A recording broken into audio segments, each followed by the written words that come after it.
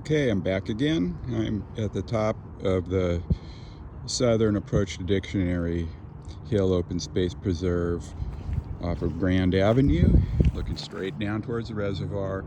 I'm about 100 feet past the end of county maintained road, and I'm at the edge of the unpaved paper map Grand Avenue easement for utilities, and I would hope public access as well, although people are sensitive about vehicular traffic, and it's understandable.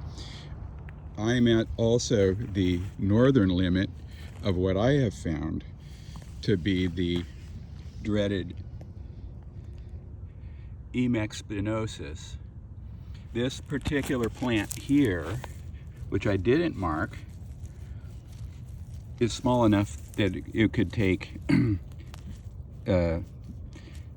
herbicide would be appropriate, hopefully get into the roots. Why can you only spray or be effective on a small plant? Because it hasn't produced flower or fruit.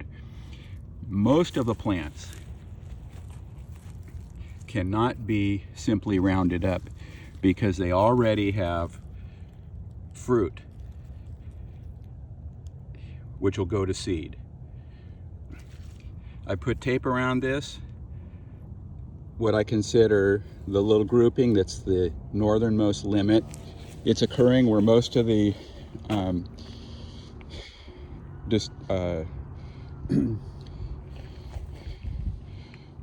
the damaged because of road use has exposed the soil and allowed invasives to come in, including this one, which is a priority now. But we have the crown daisy, which will have the bright yellow flowers already starting to bloom. Has been in San Diego and brought in as an invasive since the 1930s, first seen at the Santa Fe Railroad Depot, probably with cattle fodder.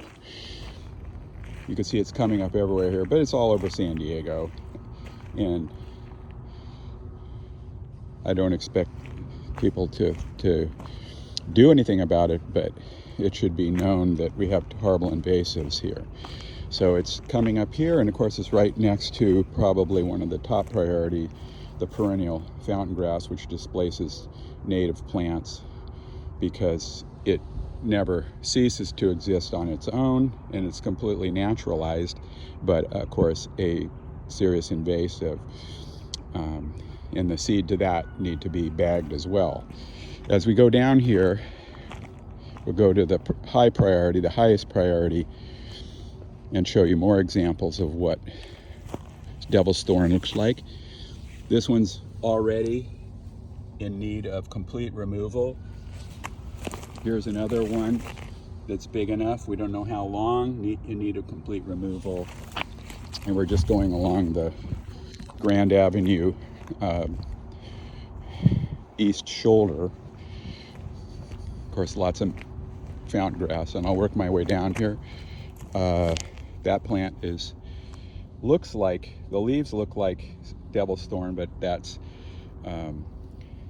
limomum or status, naturalized, but not a dangerous weed on Dictionary Hill at this point, but it is noted on the plant list. Where's devil's thorn? Let's see if we can see a few others.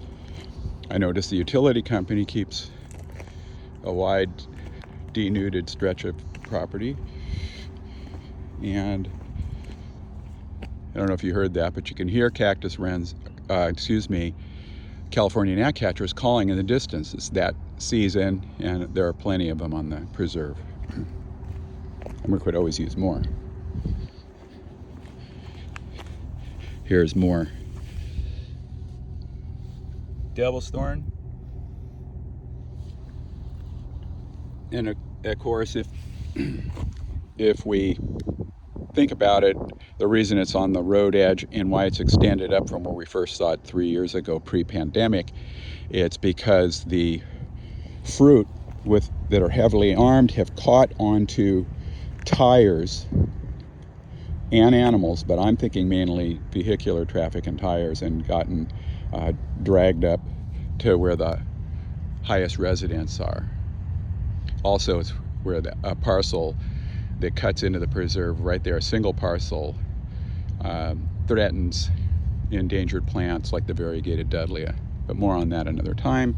Here's a huge stand of it next to this private property sign. I'll put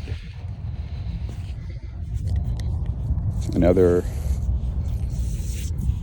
set of nursery tape.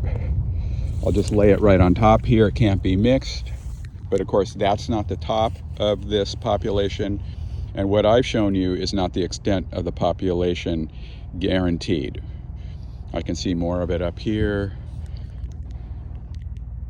in the middle of the fountain grass that someone's weed whacked, thankfully. But then what do we do about that fountain grass there? Anyways, devil's thorn. Really, really important to bag it and not leave any trace of it. It has to be monitored over years. The iNaturalist postings are like gold. They can be used to find these plants.